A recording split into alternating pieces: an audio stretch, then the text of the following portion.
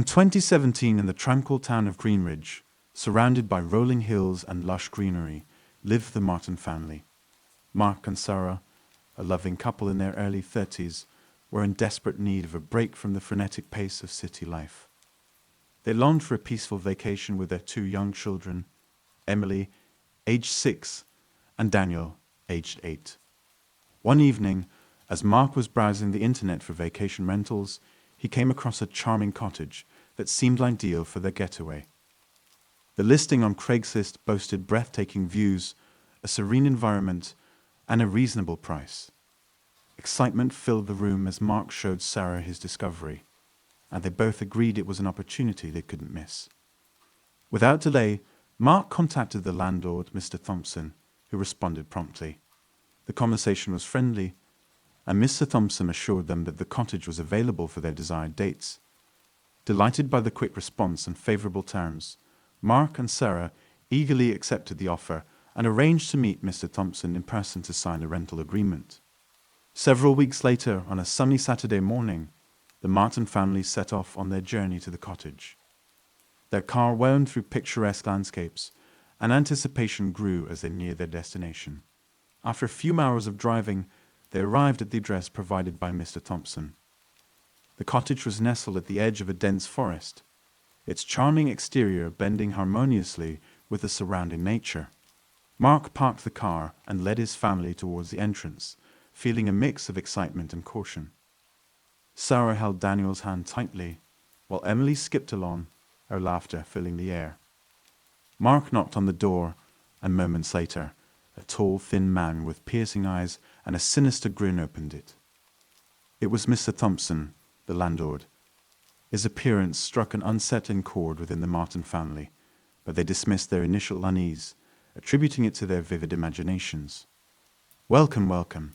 Mr. Thompson greeted them, his voice dripping with false warmth. "I'm glad you could make it. Please come inside, and we can discuss the rental agreement." The family stepped cautiously into the dimly lit cottage, their eyes adjusting to the sudden change in lighting. As they entered the living room, they noticed the air felt heavy with a strange energy, and an eerie silence enveloped the space. The room was furnished with worn-out furniture, and the wallpaper had peeled in places, revealing a haunting mural beneath. Unnerved by their surroundings, Mark hesitated, glancing at Sarah, who mirrored his concerns. But before they could voice their thoughts, the door slammed shut behind them with a resounding thud.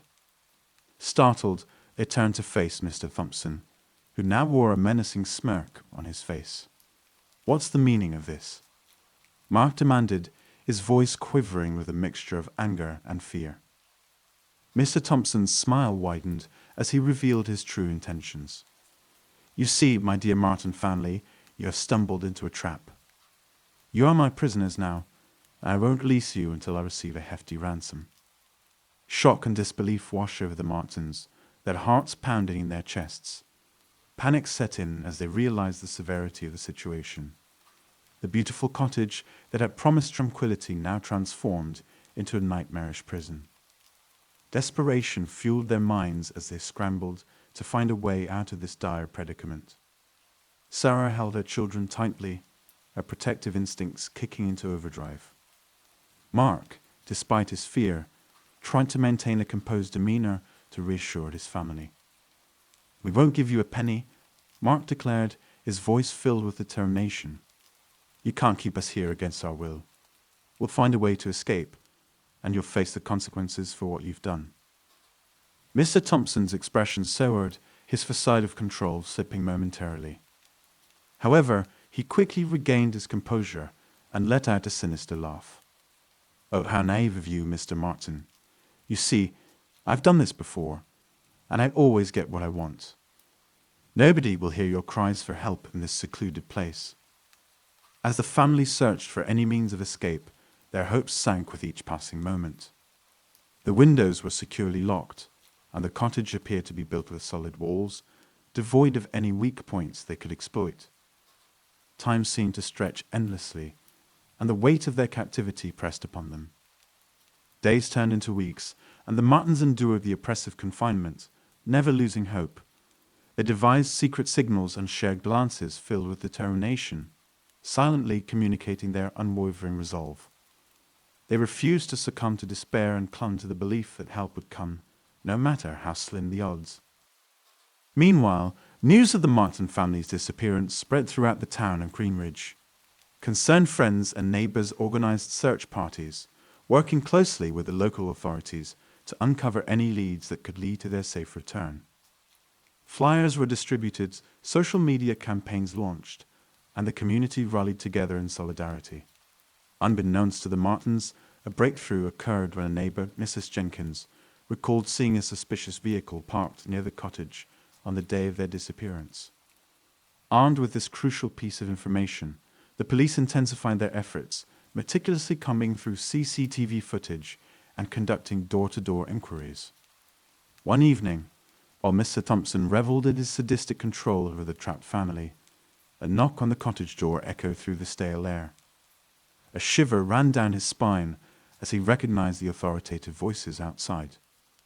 The walls of his self-made fortress were about to crumble. With guns drawn and an air of determination, the police stormed the cottage, apprehending Mr. Thompson and rescuing the Martin family from their agonizing captivity. The moment that they stepped out into the sunlight, tears of relief streamed down their faces, mingling with smiles of triumph. News of their rescue spread like wildfire, not just within Greenridge, but across the nation. The Martin family became a symbol of resilience and the indomitable human spirit, inspiring others to stand up against the forces that sought to imprison and harm them. Their stories served as a reminder that in the face of darkness, there is always hope, and the strength of a united community can overcome even the most malevolent intentions. In the aftermath of their ordeal, the Martin family worked tirelessly to raise awareness about the importance of online safety and the risks associated with fraudulent rentals. Their advocacy led to stricter regulations and enhanced precautions in the vacation rental industry, ensuring the safety of countless families in the years to come. Although scarred by the traumatic events they endured, the Martins refused to let fear define their lives. Instead, they embraced their second chance at life, cherishing each moment together and savoring the simple joys that had once seemed out of reach. The cottage, once a symbol of terror, was abandoned and eventually demolished. But the Martin family's bond grew stronger, serving as a testament to their resilience and unwavering love for one another. And as they moved forward, the scars of the past gradually faded, replaced by a future filled with hope and the promise of brighter days ahead.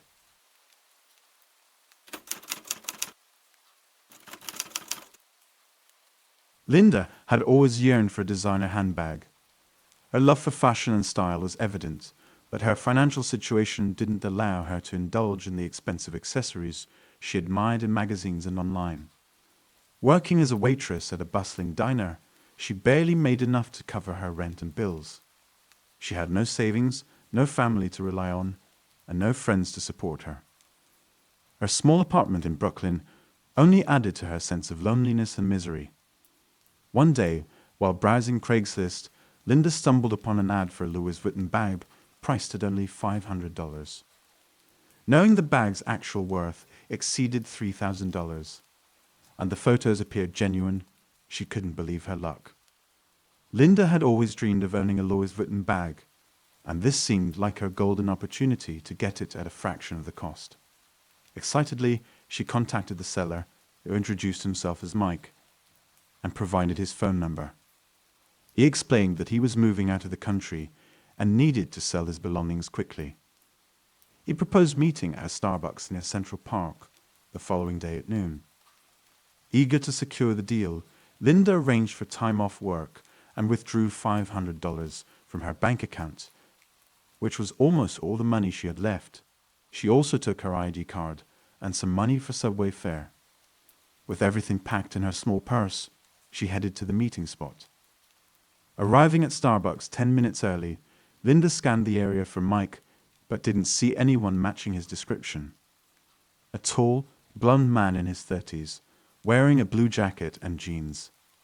Deciding to wait inside, she ordered a coffee and checked her phone, noticing a text from Mike saying he was running late, but would arrive soon. Sitting by the window, sipping her coffee nervously, Linda hoped Mike wasn't a scammer. Stories of people being robbed or assaulted when meeting strangers online played in her mind. She wondered if she should have brought someone along, but there was no one to ask. Trusting her instincts, she decided to wait a bit longer. By 12:15 p.m., Mike still hadn't shown up.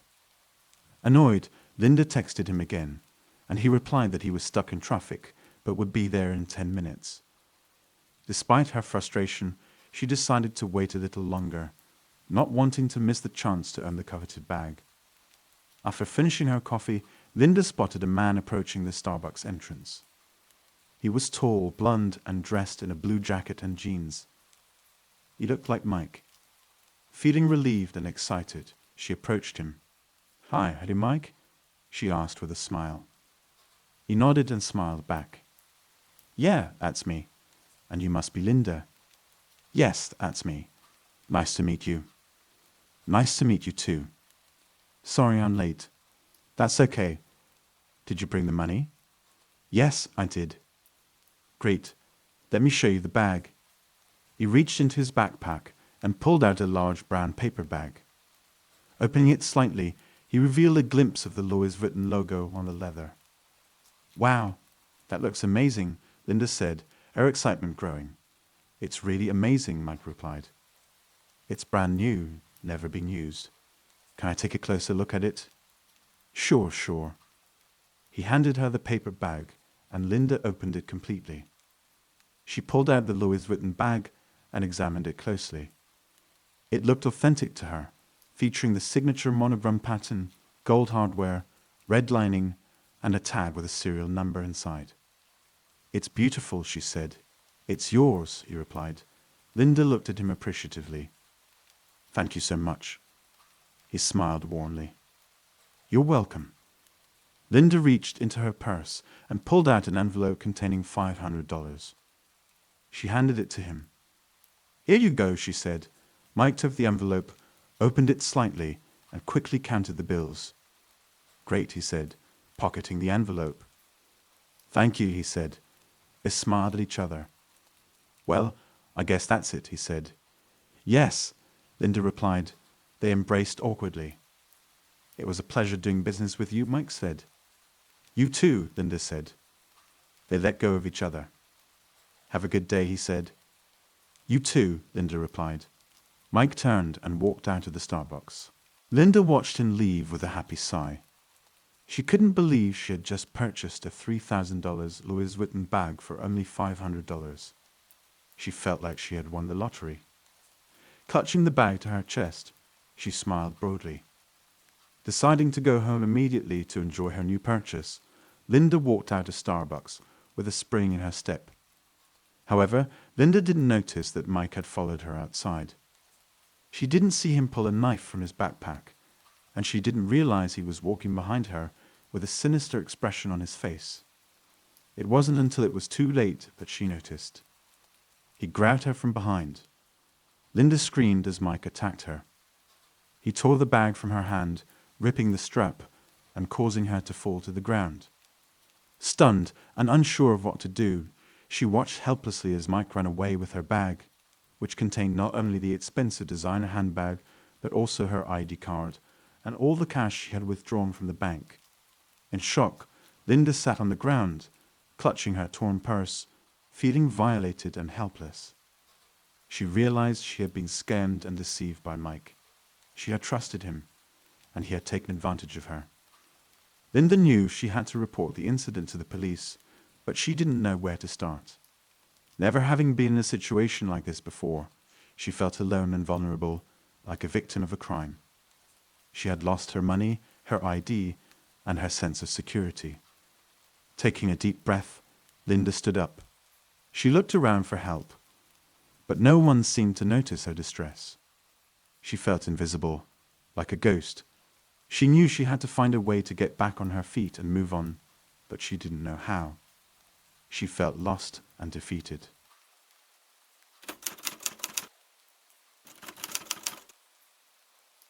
In 2016, a young man named Kevin Lee resided in Edison, New Jersey, harboring a deep passion for collecting rare coins.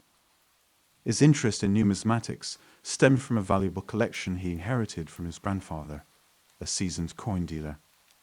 Kevin found immense joy in admiring the lustrous metal pieces, each etched with unique stories and historical significance. His quest for knowledge and expansion of his collection often led him to explore various online forums and websites dedicated to the hobby. One fateful day, Kevin stumbled upon a Craigslist advertisement featuring a coin he had long dreamed of owning, a 1913 Liberty head nickel. This coin is renowned for its extreme rarity and high value. With only 5 known specimens in existence, each worth millions of dollars. The seller, who introduced himself as John, claimed to possess one of these rare coins and offered it at a surprisingly reasonable price. Intrigued but skeptical, Kevin reached out to John for more information. John explained that he had inherited the coin from his uncle, a fellow collector, and due to urgent financial needs, he was willing to sell it for $100,000. He assured Kevin of the coin's authenticity, providing a certificate and other supporting documents. John invited Kevin to his home in Newark to examine the coin and finalize the transaction. Although tempted by the offer, Kevin remained cautious, aware of the prevalence of fraud and counterfeit coins in the market. The prospect of meeting a stranger with such a large sum of cash also raised concerns about his safety. To verify John's claims, Kevin conducted extensive research. He searched online for any information about John or his uncle, but came up empty. He also checked the serial number on the certificate John had emailed him, only to find no match in the official databases. Concluding that John was likely attempting to sell a counterfeit coin, Kevin decided to confront him. Kevin called John, accusing him of trying to sell a fake coin and informing him that he had reported the matter to the authorities. To his surprise, John responded calmly, issuing a chilling threat instead of denying the allegations. "Listen, Kevin. I know who you are and where you live. I'd also know about your valuable coin collection. If you don't want anything bad to happen to you or your coins, come to me tomorrow at noon with $100,000 in cash. Don't involve the police or anyone else. This is your only chance to save yourself." Kevin was horrified by the threat, realizing that John had somehow gained access to his personal information. He contemplated how to navigate this dangerous situation without risking his safety or his treasure collection. Determined to turn the tables, Kevin devised a plan. He visited his bank, withdrawing $100,000 in cash, and mixed in some counterfeit bills he had previously purchased online. Additionally, he prepared a hidden camera and microphone, tools he typically used for his coin-related videos, hoping to record John's incriminating statements. The following day, Kevin drove to Newark, following John's directions to a dilapidated house in a rundown neighborhood. With a mixture of real and fake bills in his suitcase, he approached the house and knocked on the door. John, matching the description Kevin had received, greeted him. He was tall, bald, muscular, with a scar on his cheek, dressed in a leather jacket and jeans. "Welcome, Kevin. I'm glad you came." "Come on in," John said, grabbing Kevin's suitcase and pulling him inside. Kevin stepped into a dim, filthy interior, littered with broken furniture and trash. Several men, appearing as gangsters with tattoos, piercings, and visible firearms, watched him suspiciously from the couch. John led Kevin to a table with a metal box, from which he produced a plastic case containing a coin. "Here it is," John announced proudly, presenting the coin. Kevin examined it closely. While it appeared to be a 1913 Liberty head nickel, Kevin's trained eye spotted subtle flaws indicating it was a counterfeit. "This is the real thing," John asserted confidently. "No, it's not," Kevin replied bluntly. John's face twisted with anger. "What do you mean?" "It's a fake. A very good one, but still a fake. I can prove it," Kevin stated, revealing his camera and microphone. "I've been recording this conversation. I also have a device to scan the coin and verify its authenticity. Do you want to see it?" John's fury intensified as he realized he had been exposed. "You little bastard. You think you're smart, don't you?" Despite the tension, Kevin remained calm, knowing his safety depended on maintaining his composure. "I'm just trying to protect myself. You threatened me, so I needed evidence." The gang members looked on, unsure how to react. John, visibly seething, stepped closer to Kevin, his fists clenched. "Hand over that recording," John demanded menacingly. Kevin paused, considering his options. He realized that surrendering the recording might defuse the situation, but would also mean losing his leverage. He decided to take a calculated risk. "I can delete it right here, right now," Kevin offered, trying to sound conciliatory. "But I need your word that you'll let me leave unharmed and won't bother me again." John's eyes narrowed as he scrutinized Kevin. After a tense silence, he nodded reluctantly. "Deal," he said gruffly. Kevin retrieved the memory card from his camera and deleted the recording, hoping their desire to avoid police attention would ensure their compliance.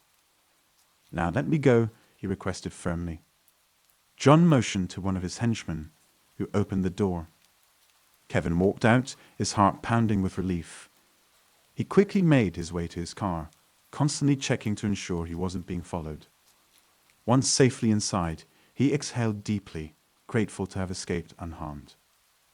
Determined to protect his coin collection and avoid such perilous situations in the future, Kevin sought professional advice.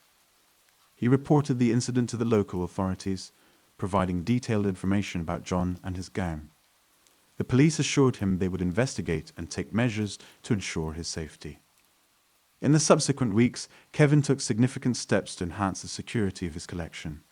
He installed a high-tech alarm system, reinforced his home's doors and windows, and joined a local coin collectors group. Through this network, he learned about reputable dealers and experts who could assist in authenticating coins and guiding future acquisitions. The ordeal taught Kevin a crucial lesson about the dangers of private sales involving valuable items. From then on, he resolved to conduct transactions through established channels like reputable dealers and auction houses. He also became an advocate for educating fellow collectors about the risks of online marketplaces and the importance of personal safety. Despite the traumatic experience, Kevin's passion for coin collecting remained undiminished. Armed with newfound knowledge and caution, he continued to expand his collection, appreciating the rich histories and stories each coin represented. He always remembered the encounter with John's gang as a reminder of the importance of knowledge, caution, and community support in protecting his cherished hobby.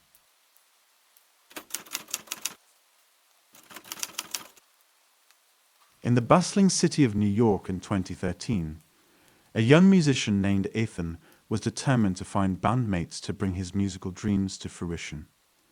With a fervent passion for crafting soul-stirring melodies, Ethan turned to Craigslist, a popular online platform, in hopes of discovering like-minded individuals who shared his love for music.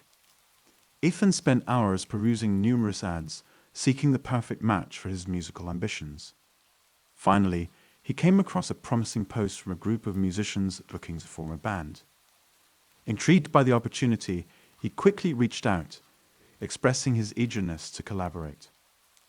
After exchanging several emails and phone calls, the musicians arranged to meet at their rental studio, located in a gritty part of the city. Despite a slight sense of caution, Ethan's excitement overshadowed any lingering doubts he had. On a sunny afternoon, Ethan set off to meet his potential bandmates.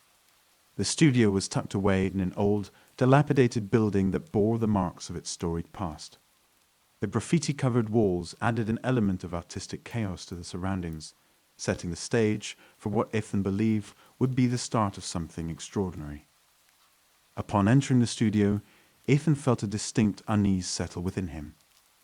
The room felt suffocating, the air thick with an unspoken tension. Nevertheless, Ethan brushed aside his growing apprehension, convinced it was merely his imagination playing tricks on him. To his surprise, the band members were already present when he arrived. They greeted him warmly, their friendly demeanor putting Ethan at ease once again. There was Mark, the charismatic lead guitarist with untamed curls, and an aura of confidence. Sarah, The talented drummer exuded an air of mystery with her piercing gaze and enigmatic smile. Lastly, there was Alex, the bassist, who possessed an unassuming charm that immediately made Ethan feel at home. The initial introductions were filled with laughter and excitement as Ethan shared his musical journey and aspirations. The bandmates reciprocated, sharing their own tales of triumph and struggle. They spoke of the magic that happens when a group of passionate individuals comes together, weaving their unique talents into a harmonious masterpiece. However, unbeknownst to Ethan, his newfound bandmates were not what they seemed. They were members of a notorious criminal organization that operated in the shadows of the city. Their plan was sinister and calculated, far from the dream Ethan had envisioned. As the evening wore on, the atmosphere began to shift. The studio's walls seemed to close in, suffocating Ethan with an invisible grip. Suddenly, a menacing figure emerged from the shadows, revealing the bandmates' true intentions. The room plunged into darkness as they locked the door, trapping Ethan inside. Ethan's heart raced, panic coursing through his veins. The friendly smiles that once adorned his bandmates' faces transformed into wicked grins. They demanded a substantial sum of money, threatening to harm Ethan and his family if he failed to comply. The young musician felt a mixture of fear, anger, and betrayal surging within him. Days turned into weeks as Ethan endured the torment of captivity. The bandmates grew increasingly impatient with his family's delay in meeting their demands. Locked away in the studio, Ethan clung to his music as a lifeline, finding solace in the melodies that flowed through his mind. Despite the physical and emotional pain he endured, Ethan's passion for music refused to waver. With every passing moment, he drew strength from his compositions, using his creative outlet as a means of escape from his grim reality. In the solitude of the studio, Ethan would strum his guitar, tapping into the depths of his emotions. The melodies that resonated from his fingertips served as a cathartic release, helping him navigate the darkest corners of his mind. He poured his heart and soul into his music, the pain and suffering transforming into hauntingly beautiful notes that reverberated through the cramped space. Wordlessly, his melodies whispered tales of resilience, defiance, and hope. Each chord was a defiance against the cruel fate that had befallen him. Each lyric was a testament to his unwavering spirit, determined to rise above the despair that threatened to consume him. In the depths of his despair, Ethan found solace in the transformative power of music. It became his companion, his confidant, and his source of inspiration. In the face of adversity, he discovered a newfound strength and resilience that he never knew he possessed. Outside the confines of the studio, unbeknownst to Ethan, the authorities were working tirelessly to dismantle the criminal organization that held him captive. Through a stroke of luck and the relentless pursuit of justice, law enforcement agencies were able to track down the bandmates and rescue Ethan from his nightmarish ordeal. Emerging into the light once again, Ethan's spirit remained unbroken. He channeled his harrowing experience into his music, determined to share his story and raise awareness about the dangers that lurk behind seemingly innocent facades. In the years that followed, Ethan's music resonated with countless listeners, touching their hearts and inspiring them to overcome their own challenges. Through his compositions, he sought to shed light on the darkness that can hide in plain sight, urging others to trust their instincts and stay vigilant. Ethan's story serves as a reminder that even in the face of unimaginable adversity, the power of music and the strength of the human spirit can prevail. From the depths of despair, he emerged as a beacon of hope, using his talent to heal himself and others. His journey stands as a testament to the transformative power of music, reminding us that even in our darkest moments, there is always a melody waiting to be found, a song waiting to be sung, and a story waiting to be told.